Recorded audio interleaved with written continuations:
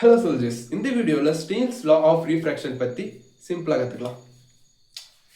இதுதான் soldiers light ரே. இந்த light ரே வந்து இந்த சர்ஃபேஸ், அதாவது இது வந்து மீடியம் 1, இது வந்து மீடியம் 2. கரெக்டாக வந்து மீடியம் 2 சர்ஃபேஸ் வந்து இன்சிடென்ட்ஸ் ஆகுது.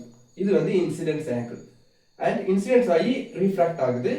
ரீஃப்ராக்ட் ஆகிற ஆங்கிள் வந்து θ2. ஓகேங்களா? ஸ்னீல்ஸ் லா வந்து இதில் என்ன சொல்லுதுன்னா, சைன்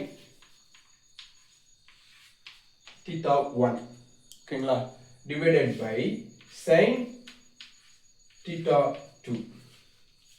இது ரெண்டையும் டிவைட் பண்ணோம்னா நம்மளுக்கு ஒரு வேல்யூ வந்து கான்ஸ்டன்ட் வேல்யூ வரும். இந்த கான்ஸ்டன்ட் வேல்யூ வச்சு என்ன பண்ண போறோம் அப்படின்னு உங்க மைண்ட் வாய்ஸ் கேக்குது. நான் எக்ஸ்பிளைன் பண்றேன். ஸோ இந்த சப்போஸ் இந்த லைட் ரே வந்து வேற ஒரு ஆங்கிள் வந்து அடிக்கும். இந்த ஆங்கிள் இல்லாம வேற ஒரு ஆங்கிள் இப்படி இருந்து அடிக்கும். ஓகேங்களா?